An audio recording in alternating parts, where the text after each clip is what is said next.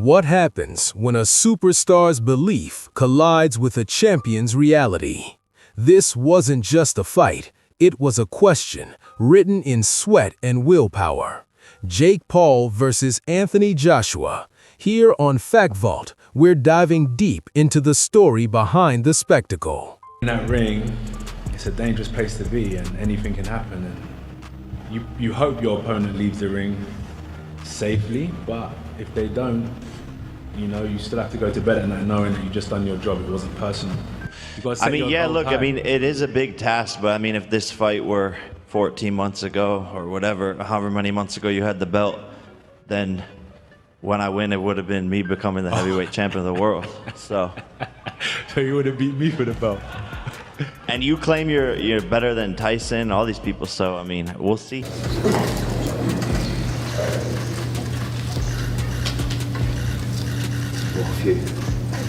243.4.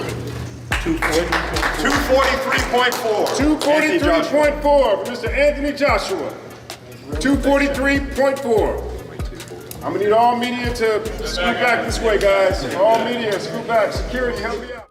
Before a single punch was thrown, the tale of the tape was written on the scale.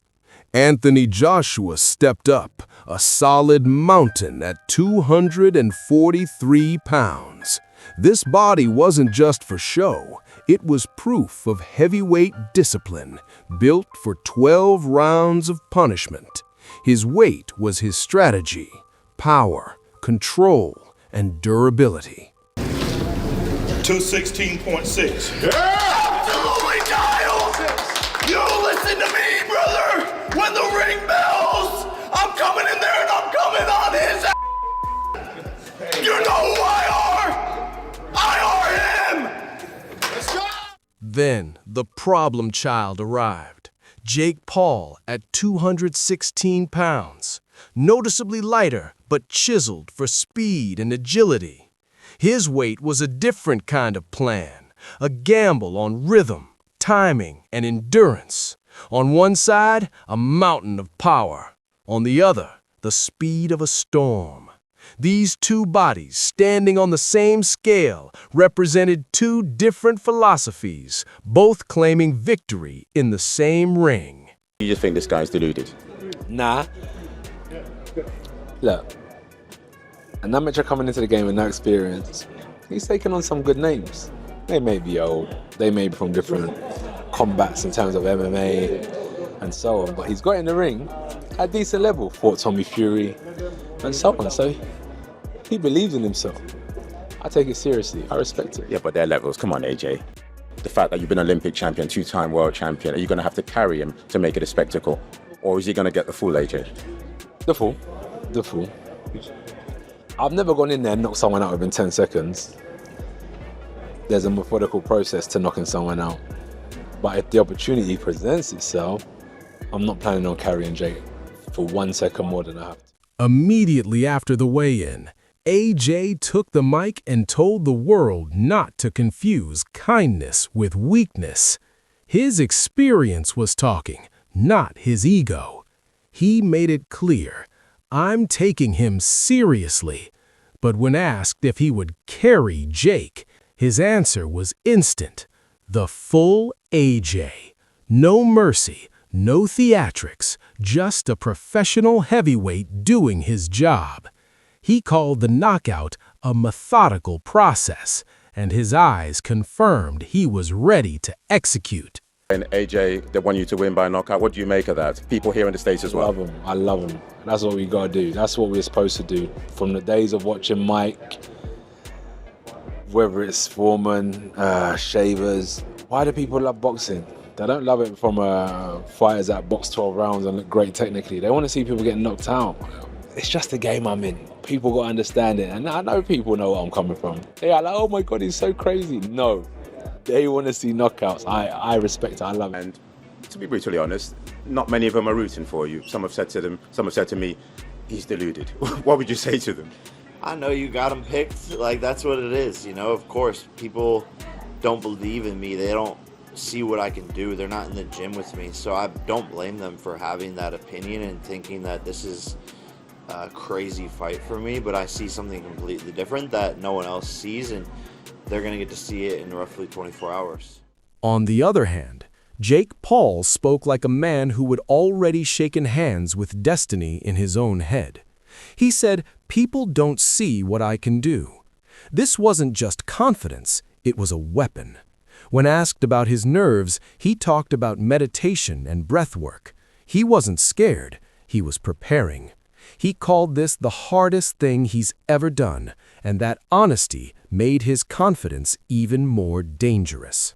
Gentlemen, he is the problem child, Jake El Gallo Paul! Making his entrance to the ring, the challenger, AJ Joshua!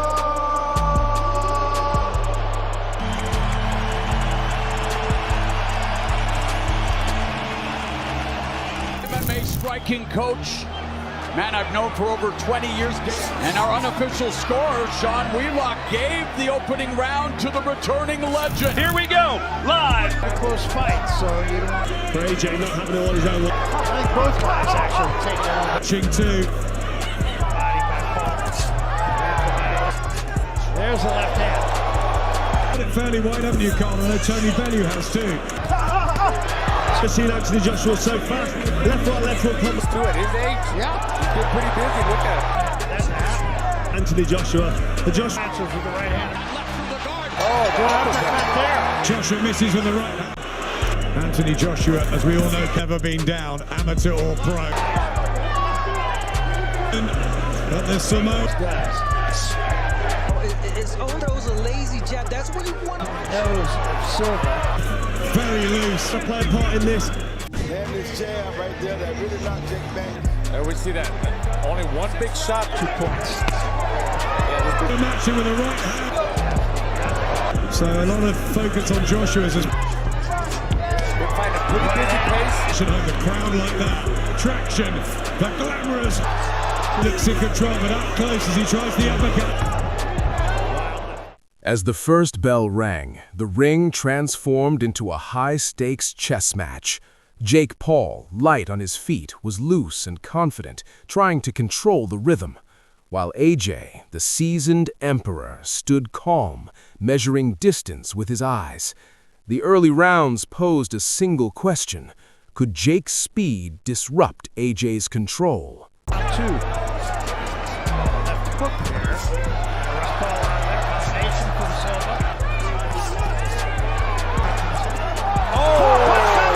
Jolting right hand sends Joshua down.